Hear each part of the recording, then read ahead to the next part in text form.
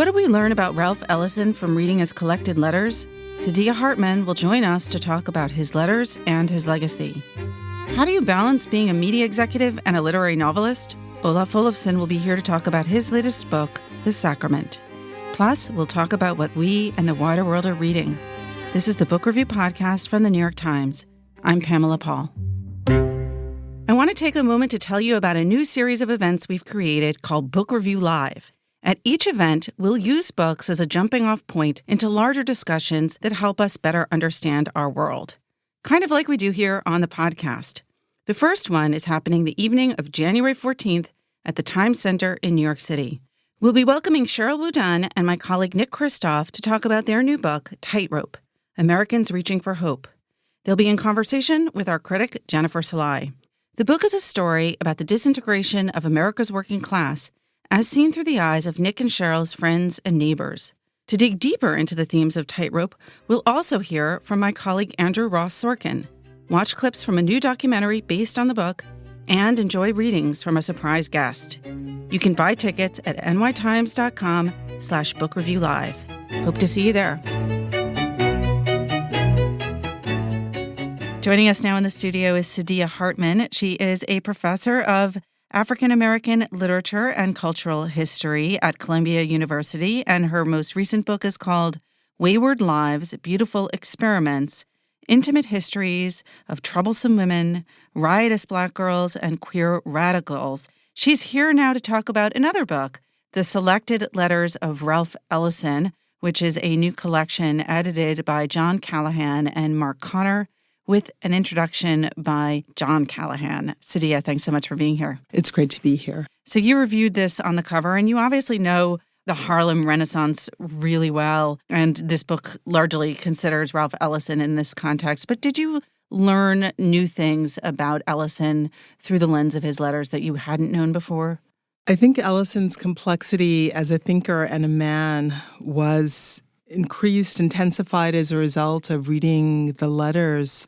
On the one hand, he's so generous in his regard of Black culture, so loving of the community in Oklahoma from which he came. And he can also be sharp, mean-witted writer full of barbs. So I think just the range and complexity of not only his letters, but his social existence in the world. How did the editors, John Callahan and Mark Connor, put this collection together? How did the project come about, and why them? John Callahan has been the editor of Ellison's work, and he's actually the literary executor.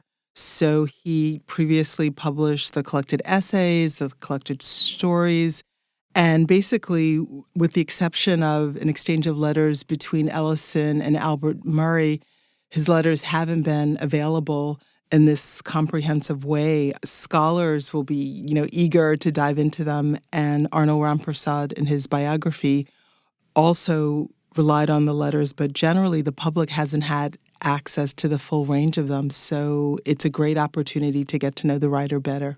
You said comprehensive, and I think that's probably a very gentle way of pointing out that this is a very big book. It's a big book. It's a heavy book. But it sounds like you get right into it in terms of the reading experience. Is that the case? I think you do, because the letters are so personal. I mean, obviously, Ellison and his wife Fanny archived them. They preserved them. They wanted the letters to be a part of his literary estate. But when they were written, they weren't written with that in mind. So I think we see a very unguarded, direct Ellison. We also get to experience the transformations in his political life and his personal life. So in the early 30s and 40s, Ellison was a leftist radical. And for those of us who know him mostly through Invisible Man, where there's this, satire of the Communist Party, he was very much an Americanist, a patriot.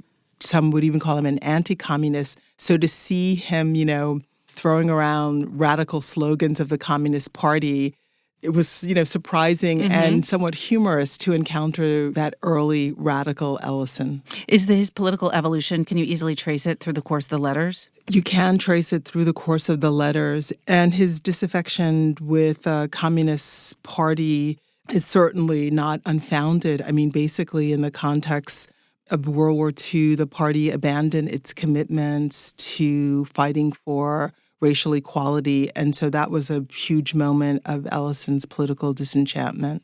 You mentioned Invisible Man, and I think that's what most people who have read Ellison are familiar with because it's also the only novel that he wrote that was published in his lifetime.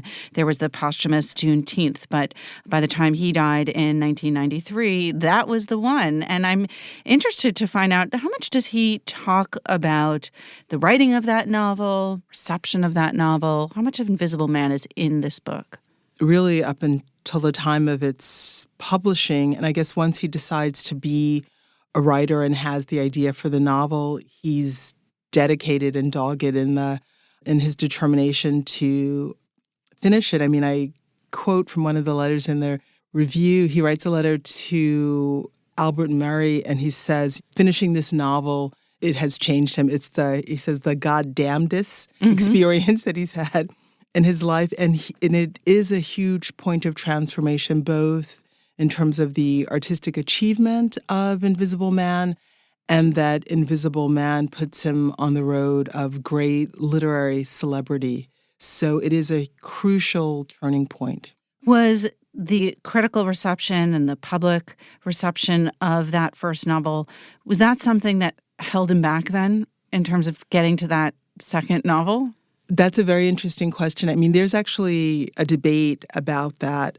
Many have spoken of the curse of the American novelist, the first great book, and then people are damned not to finish the second one or to produce a second one that's not as great. I mean, some have attributed the failure to complete the second novel in his lifetime to his formal commitments, that he was trying to build a structure that was so complex, so informed by theories of myth and folklore, that he was so much in dialogue with a literary philosopher like Kenneth Burke or someone like Stanley Hyman, that really tripped him up as a novelist, that he wasn't as free to work and create. There was no Black writer who had achieved what he had. I mean, Gwendolyn Brooks won the Pulitzer in 1950, but that was for poetry, and she was a first. So then Ellison was another first, and the shadow cast by that achievement was great.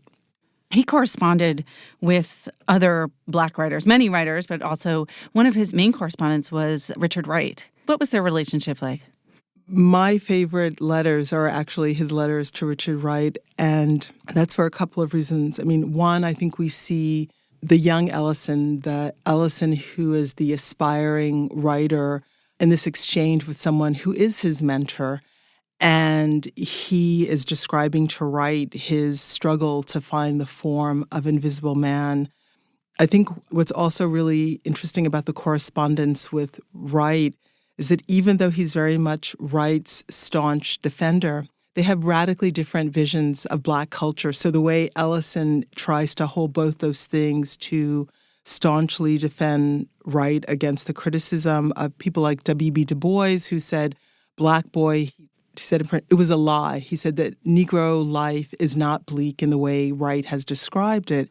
And so we see Ellison defend Wright and defend his achievement, but also at the same time offer a description of Black culture that's so rich, it's antithetical to Wright's vision of the world. How would you briefly summarize their differences in terms of their vision of Black cultural life and their politics? Their differences were great. This is what Richard Wright writes in Black Boy. After the habit of reflection had been born in me, I used to mull over the strange absence of real kindness in Negroes, how unstable was our tenderness, how lacking in genuine passion we were, how void of great hope, how timid our joy, how bare our traditions, how hollow our memories, how lacking we were in those intangible sentiments that bind man to man, and how shallow was even our despair. That's pretty damning. That's bleak. Yes. That's bleak. How would you contrast that with Ellison? I mean, one of my favorite descriptions from Ellison is he has this really brilliant description of the blues, and he thinks of the blues as this near tragic, near comic form. And he says, The blues is an autobiographical chronicle of personal catastrophe expressed lyrically.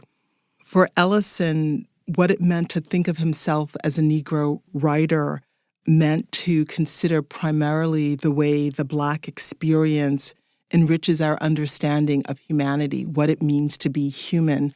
Unlike Wright, when he thought about the Negro writer or what it meant to represent Blackness, he was thinking of this vast cultural trove, these incredible resources, this depth of insight and feeling and possibility. So he was very much writing against Blackness as defined only as a sociological problem. Blackness is described only as a structural predicament.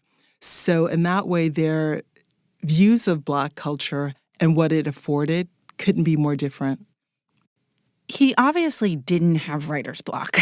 I mean, he wrote so many letters, essays. He was a prolific writer. Was it fiction specifically? Was it that craft of fiction writing that was difficult for him? I think you're right. He wasn't blocked at all. And in fact, even with the unfinished novel, he wrote thousands of pages. I think Ellison is a writer intellectual. And not every novelist is a writer intellectual. And I think that he was involved in a reflection about history, about American culture. He was thinking about issues of the philosophy of form.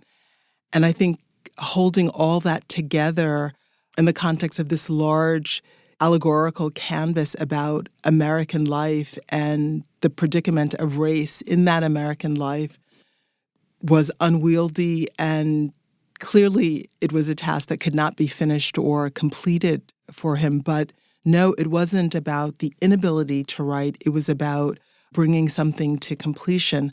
But that was not unlike the completion of Invisible Man.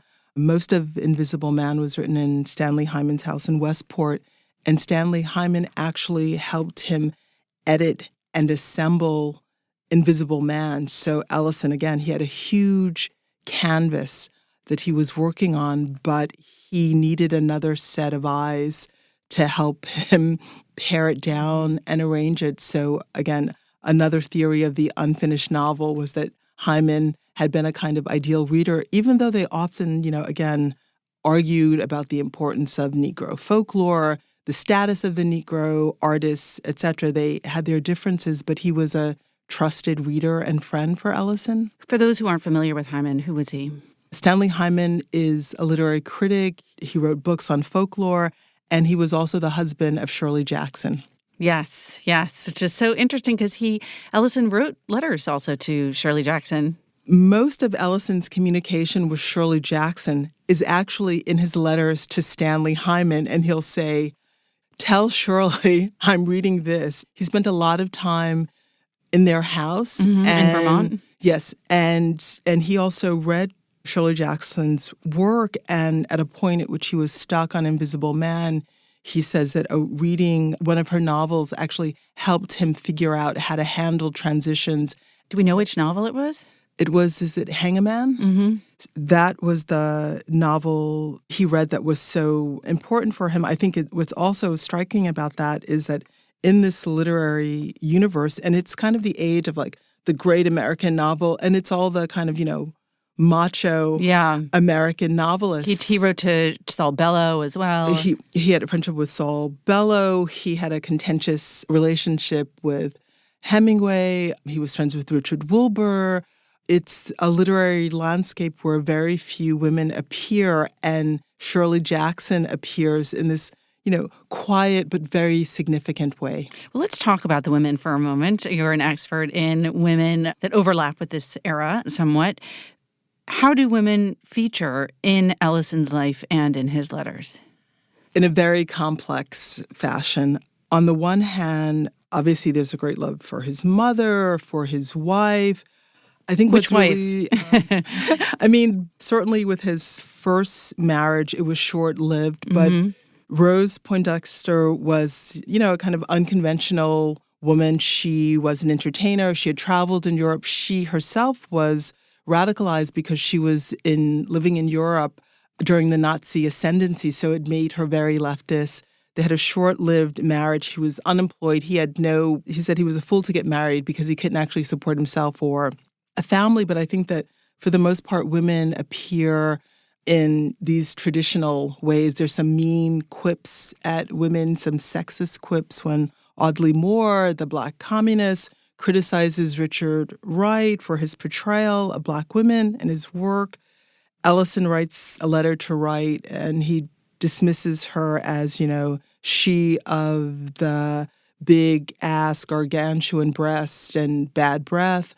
He only mentions, I think it's only 2 Black women writers in the book, Margaret Walker and Phyllis Wheatley, and he describes them both as inferior writers. I mean, he's trying to account for Wheatley in her time, but he says, she wasn't really a good writer. So I think that what's interesting about the letters, and particularly past the 1960s, is who doesn't appear in those letters, or the fact that Gwendolyn Brooks isn't a presence, even though in some ways she was his literary predecessor, another Black writer who had achieved literary preeminence. Toni Morrison doesn't appear.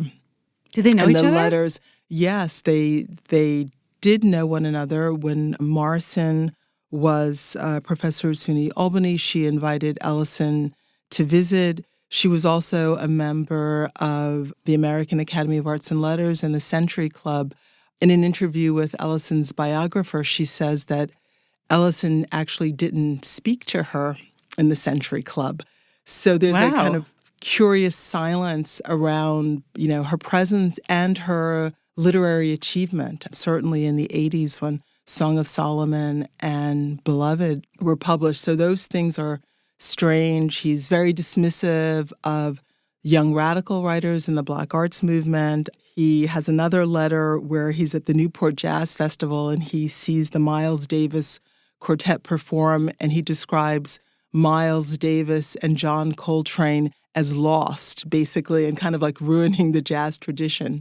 You mentioned earlier that the letters are very personal, and I'm wondering if, in terms of the overall, if there's a balance between personal writing about his own life, about his writing life, and writing about the world around him, the politics of the moment, the larger culture. Are both of those reflected in these letters? They are. I mean, I think that in terms of reflecting on Brown versus Board of Education or the civil rights struggle, the movement for desegregation, those things emerge as being important in the context of the letters rather than having a letter that's primarily defined by a head-on address to politics. So, but yes, what that meant was significant for Ellison. It was tremendous. And in fact, he talks about the difficulty of writing and wanting to account for the world in historical terms as it's changing so radically. We see these, really just kind of beautiful, moving letters written to friends and family he grew up with in Oklahoma.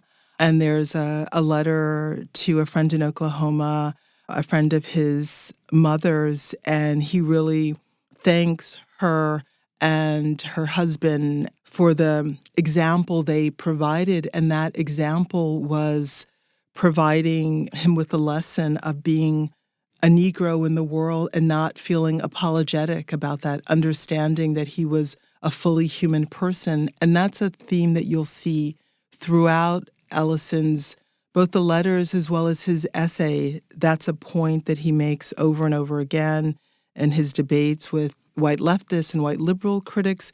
And it's a point that he also makes again and again when he's traveling to historically Black colleges. And he's saying, don't be apologetic about anything. Assume your full humanity and begin from there. The letters span from the 1930s to 1993. And it's funny because at least I don't think of Ralph Ellison as living into the 90s. And yet, of course, he did through this huge expanse of American history and African American history in particular.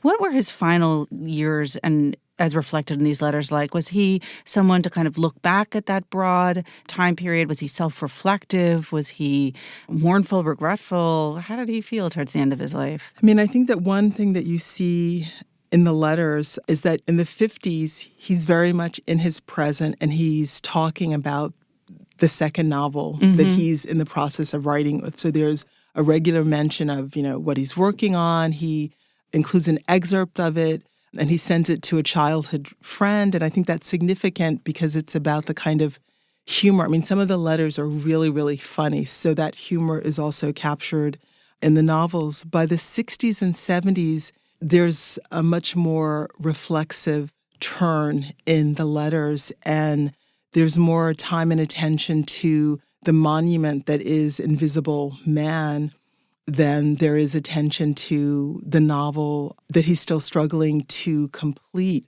At some point in 1953, he says, he's lost the desire to correspond. He says that in a letter to Richard Wright, although there's volumes of correspondence in the 50s, but he spends a lot of time writing letters and really reflecting on what he has achieved, especially in Invisible Man. He answers fan letters. He's answering kind of letters to younger critics. He's engaging would-be novelists, and he's a perfectionist. So it's not only that he's writing these letters, but he's writing 5 and 6 drafts of letters. Oh, wow. I mean, John Callahan has joked that, perhaps if he had spent more of that time directed towards the novels. So I think that a lot of his presence in the world was articulated through this correspondence. And I think there was the assurance of his lasting mark on the literary landscape, because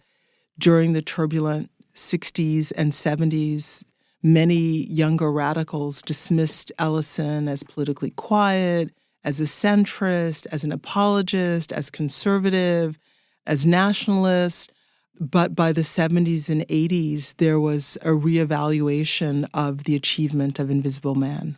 Let's end on a light note, because you mentioned the humor, and there are some quotes from these letters that are really funny. I think sometimes intentionally and sometimes maybe unintentionally, that line where he is writing home to his mom from college saying, "Send me pants, I'm running with a rich crowd here."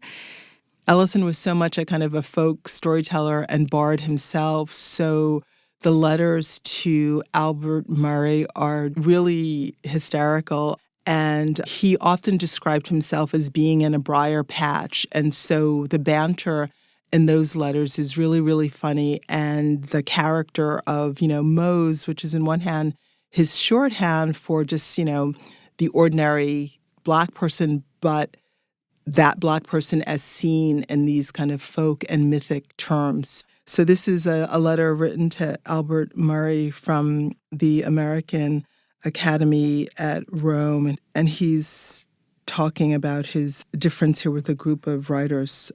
"I'm simply not interested in racial approaches to culture. Let him get hold of Dick Wright. He's on that kick, not me.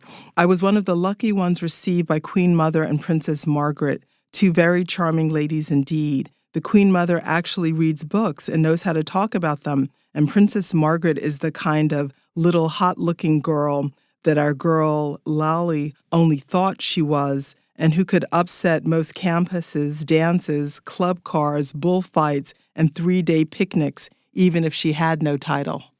That's great. Saidiya, thank you so much for being here. Thank you. Saidiya Hartman is the author of Wayward Lives, Beautiful Experiments, Intimate Histories of Troublesome Women, Riotous Black Girls, and Queer Radicals, and she reviews on the cover of the book review this week, The Selected Letters of Ralph Ellison, edited by John Callahan and Mark Connor.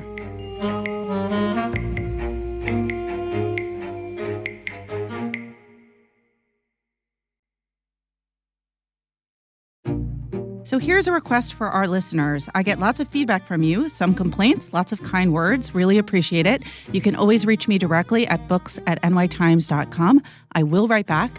But you can also, if you feel moved to do so, review us on any platform where you download the podcast, whether that's iTunes or Stitcher or Google Play or somewhere else. Please feel free to review us and, of course, email us at any time. Olaf Olafsson joins us now. His new novel is called The Sacrament. Olaf, thanks for being here. Thank you for having me. So you have an interesting trajectory because you worked in the media as well, on the business side, as we say, as an executive at Sony and Time Warner and eventually AT&T, and among many other things, helped launch PlayStation. So I'm curious, tell us a little bit about that phase of your career. And were you always writing on the side, or how did that work? I was always writing on the side, and I always have. From my first book, which I published, it was only published in Icelandic. I was 23. It was in the mid-'80s. And I wrote that when I was studying physics.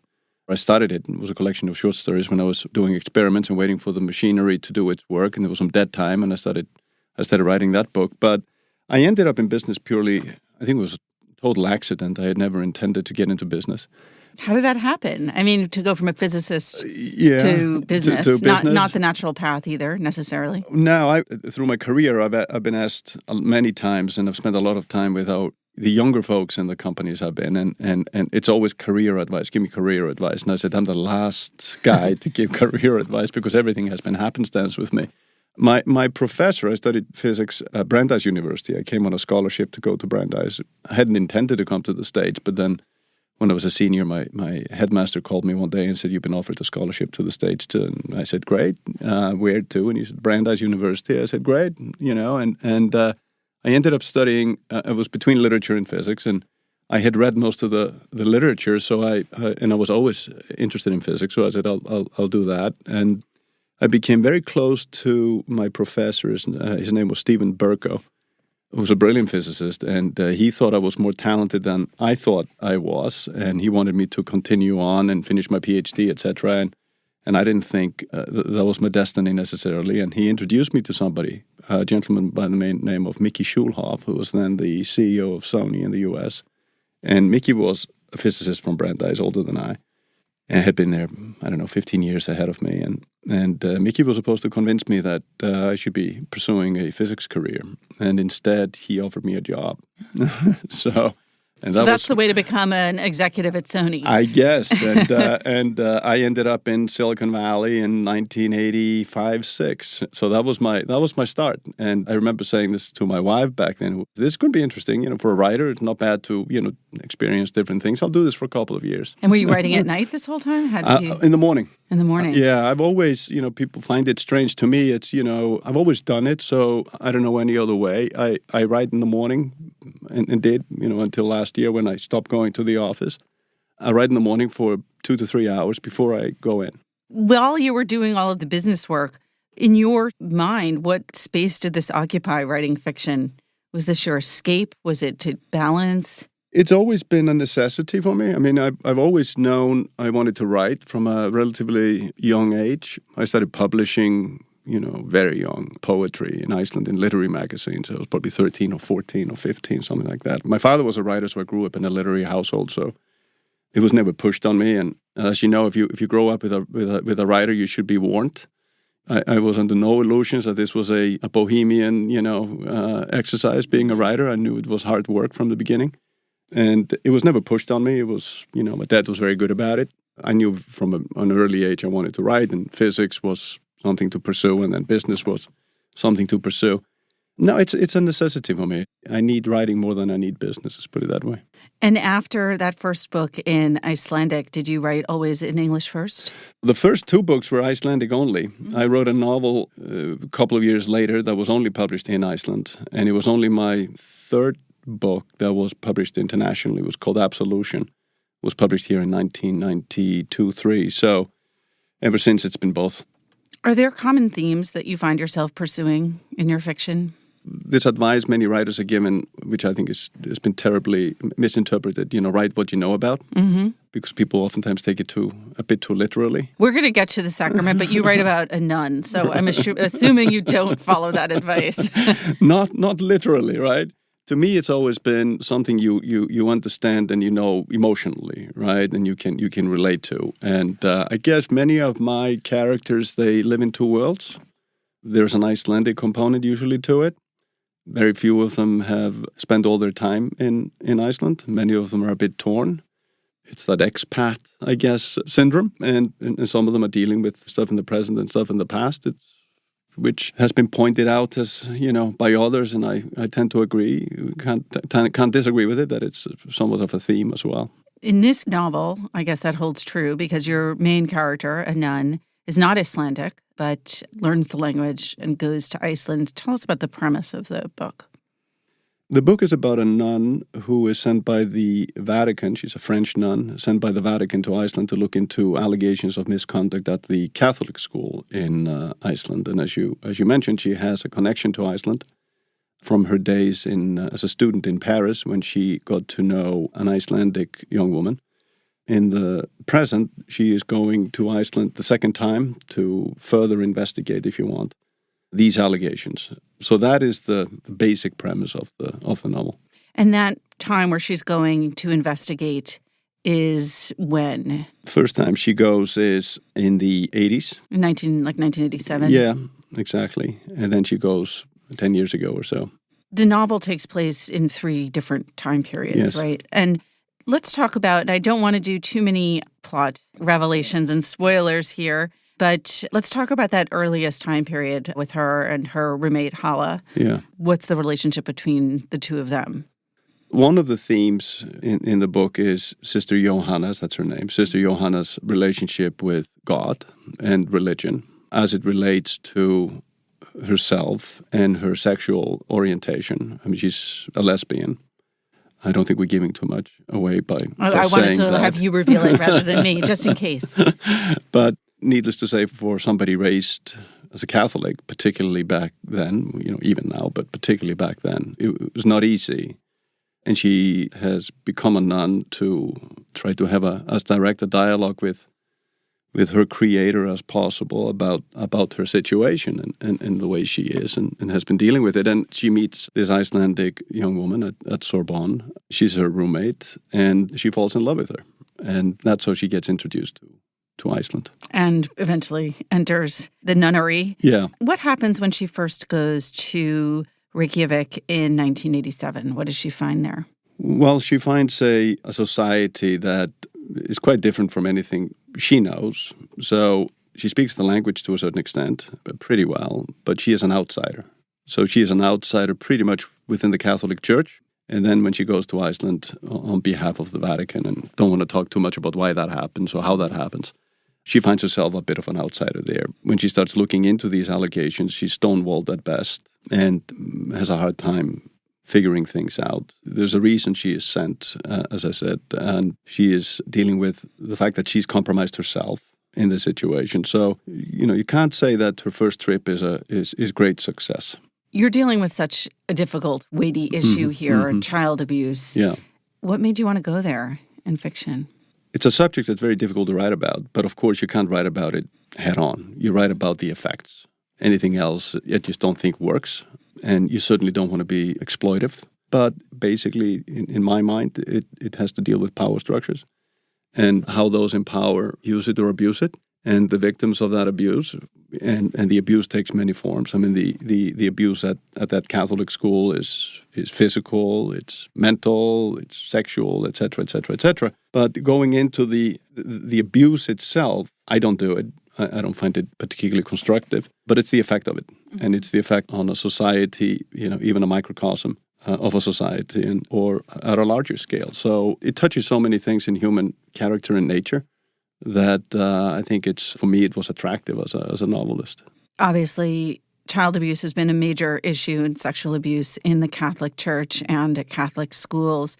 Is there a particular history of this in Iceland specifically? Yes. There was a particular incident or incidents that kind of sparked the idea. Now, the nun and, this is a novel, it is fiction, and the nun is purely my creation. But about 10 years ago, there was the allegations of misconduct at the Catholic school. It's a small Catholic school in Iceland, and allegations were made that the headmaster and a teacher, a woman who had worked with them, had abused students for decades. And as oftentimes happens, one came forward and then another one and another one and another one. There was an official investigation into this, and that's kind of what sparked this. And I grew up not far from the Catholic school. I grew up in as much as a city boy as you can be, coming from Reykjavik. I grew up in downtown Reykjavik. And I went to a public high school. Most kids in Iceland go to a public high school. I went to a public high school by the harbor with 35 kids in the class. And we were all quite boisterous and rowdy. And the Catholic school was close by. It's by the Catholic Church. And there was very quiet. The kids were very, extremely well behaved. And there was tremendous amount of discipline that we knew. We knew some of the kids, but we certainly didn't know anything about what was going on. People in general didn't know for decades. So the whole thing sort of emotionally to me was familiar, not only the physical setting, which I know in detail having grown up there, but also sort of the atmosphere. You also chose to tell this story from the perspective of a woman and a nun, a double challenge. Why? When I get an idea and it starts to ferment, it takes time. And what takes most time is for the character to come to life and me to figure out how he or she are built. And she came kind of with the story simultaneously. And I have done this before. The first book I wrote in the first person of a woman was a book called The Journey Home, which was published about 20 years ago. And I got to say, back then when I got the idea, I had maybe more trepidations than now. Is that a good idea for me to be a novel in the first person of a woman? But then you say, well, a novelist needs to be able to put him or herself in anybody's shoes. I mean, that's the job, right? That's the job. And you do it all the time with, maybe not with the main characters, but with all the characters. Every novel has, men and women in them, and you do it maybe in third person, so doing it in first person is just another way of telling the story. I got over this when I did it the first time. This time, it's a different situation. It's a different person. She's a nun. She's French. She's a lesbian, all of that. But she just grew on me. And I usually don't start writing my books until there's real pressure on me, and sometimes I hold back. So sometimes when I say, okay, I'm ready to get going, I pull back and say, no, you're not. And it's only when I'm pretty damn sure that I want to live with this character, because that's what you do. I mean, selfishly, a writer has to be interested enough himself to spend 2 years with the characters and the story. And she kind of took control, and I caved in and said, okay, I guess I'll write her. So you don't have the time pressure anymore, at least. You don't have to wake up at 6 a.m. to write now that you've left AT&T. Is that going to change the way you approach your writing? It's great not to have to rush to the office, I have to say. There was always a little bit of pressure. I mean, by the time I got to the office, there were messages and there were meetings, and you kind of run straight into it. I imagine you have to make a big mental kind of switch in your brain. Yeah, sometimes I liken it to when I was a young man working in the summertime in Iceland. I worked at the milk distribution center. You get there in the morning, you put on your white outfit, and you go and do your work. And I would do the same. I would, after writing in the morning, I would put on my suit or whatever and jacket and go into the office. So it was a mental switch. And during the day I was doing this for decades, I would rarely think about my writing.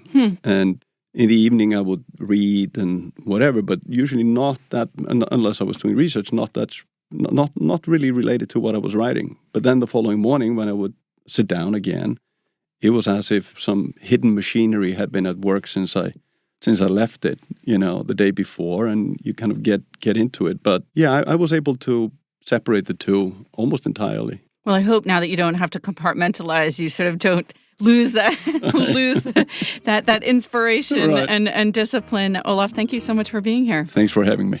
Olaf Olafsson's new novel is called The Sacrament.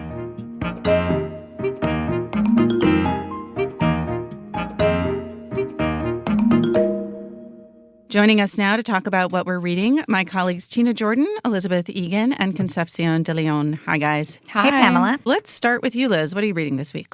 I'm cheating a little bit because I am going to tell you about a book I read in July, which I plan to reread this week as the last book that I dive into in 2019. I talked to Ann Patchett this week for our Inside the List column, and she mentioned that she is recommending this book to customers at her bookstore in Nashville, Parnassus. It's a book called Late Migrations, and the author is Margaret Wrinkle, who's a contributing opinion columnist here at The Times. And it's an essay collection about 3 generations of her family in Alabama and Tennessee. And it's also about the nature that they live in, including birds, dogs, butterflies, flowers. And it's also about the nature of memory. It is beautiful and funny at the same time, exploring both the weirdnesses of people and the world we live in. The book is published by Milkweed, and it is illustrated with collages by Margaret Wrinkle's brother. And it's just a beautiful book to hold in your hand, and it would make a great gift. And it's bright yellow, and I think of it as just a pop of happiness in kind of a grim time. And I was going to say, Liz, we don't allow happiness at this moment. It's not appropriate. Well, there's a quote in it that I pulled out that I really love, that I feel befits this week especially. It is, even destruction can remind us of all the ways the world has found of working itself out.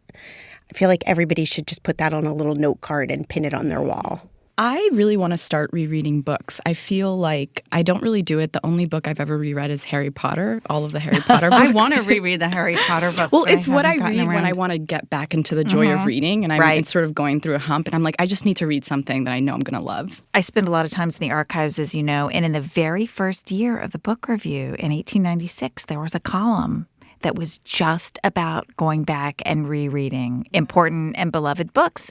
And every week a different author would weigh in. That's kind of amazing. Yeah. I've only reread one book that I know of. What is it? What is it? I reread Buddenbrooks by Thomas Mann, because he wrote that book hauntingly at the age of 25, which is, a very daunting thing to consider. And because it's about 3 generations in a family and all the things that family members go through, from, marriage to dissolution of marriage to death, I thought, how can a 25-year-old know all of that?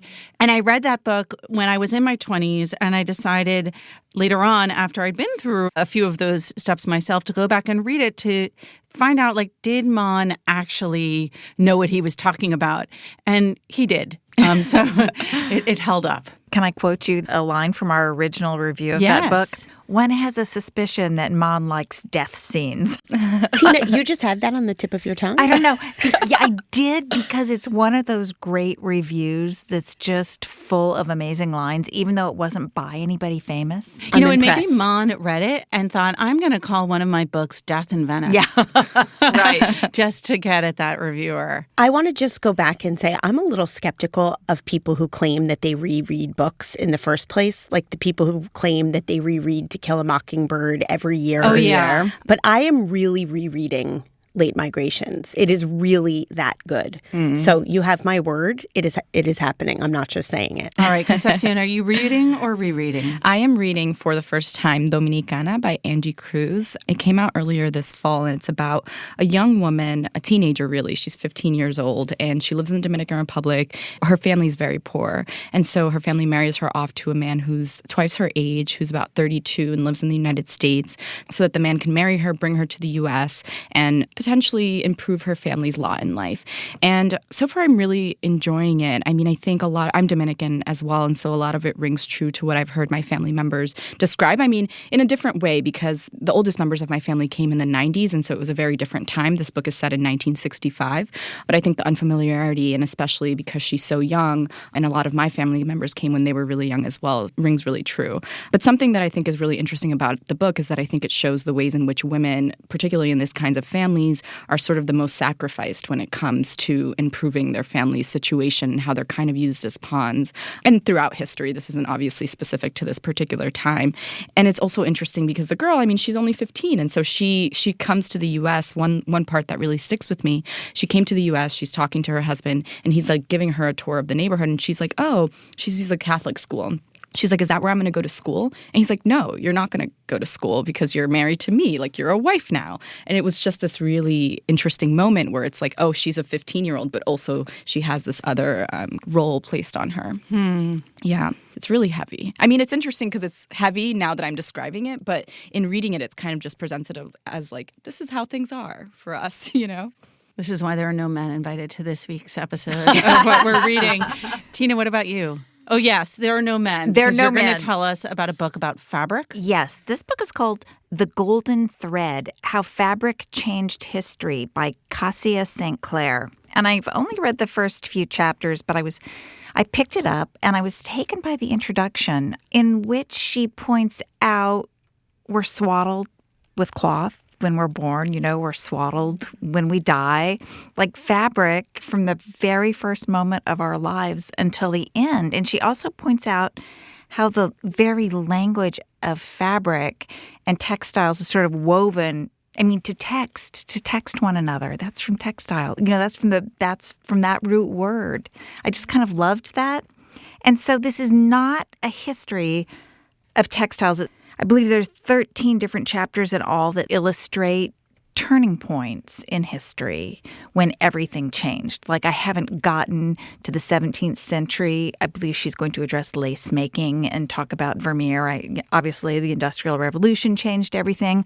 I am in the second chapter, which is about ancient Egypt and the making of linen. And there's a great scene when they're excavating Tutankhamun's tomb, and Carter, the archaeologist, is so disappointed because all he sees as they're going through the sarcophagus is like piles of linen, which was sacred in Egypt. But they were like, we want more jewels, we want more gold. I was also fascinated to learn that the oldest fabric remnants found are 30,000 years old. Isn't that astonishing? Wow. Yeah, in caves. Anyway, so I'm just at the beginning, but this is sort of the kind of book I love. That's a combination of sociology, history. Is it like The Orchid Thief? It's a little bit like The Orchid Thief. Does it have pictures? It does not have pictures, and that is a failing. This would have greatly benefited from a lot of illustrations, and I feel like it wasn't served well by the publisher. When did that come out? It came out at the beginning of November. So is it discussing how fabric interacts with different cultural norms of the time? Yes, and how fabric denotes caste and occupation and, if you wore linen versus if you wore cotton. So it's interesting. I was skeptical at first when you first started talking about it, but I trust You're you. It sounds over. really But interesting. now you too will be reading about fabric. Now I too will want to learn about this. Pamela, what are you reading? I'm reading a book that I think you've already read, Tina. It's called The Chestnut Man. It is by Søren Sveistrup. I've probably pronounced that in a very un-Danish fashion. He is the creator of the television show The Killing, which is a Danish show that sounds like it would definitely be up my alley, but I haven't seen yet. Have any of you seen it? Oh, yes. And? It's fabulous. Danish or American? Danish. Danish. Okay. Danish. That was my instinct. And this is a debut novel by him that Marilyn Stasio, our crime columnist, recently named one of the 10 best crime novels of the year.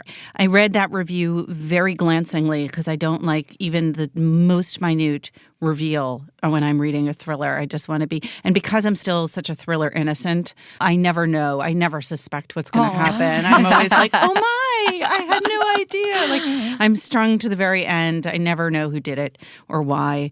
And this is in the school of Danish or Scandinavian noir, and it's extremely gruesome. So it's kind of that Joe Nesbo kind of book where everybody dies in an extremely explicit and bloody fashion from page one. And I see from your bookmark that you're not very far, and I won't spoil things, but I will say, oh, Pamela, if you think it's gruesome now. I'm only, yeah. Well, one of the things that's so interesting to me, too, is how TV writers write fiction and also the way in which thrillers are being written these days, which I think has gotten even pacier than they used to be. Every chapter is like 3 pages. It's really from the James Patterson school of page turner, where this book, on its surface looks rather weighty at 500 plus pages, but every other page you're skipping ahead a chapter. So right. No, everything is very cinematic in that genre now. Did you like it? I did.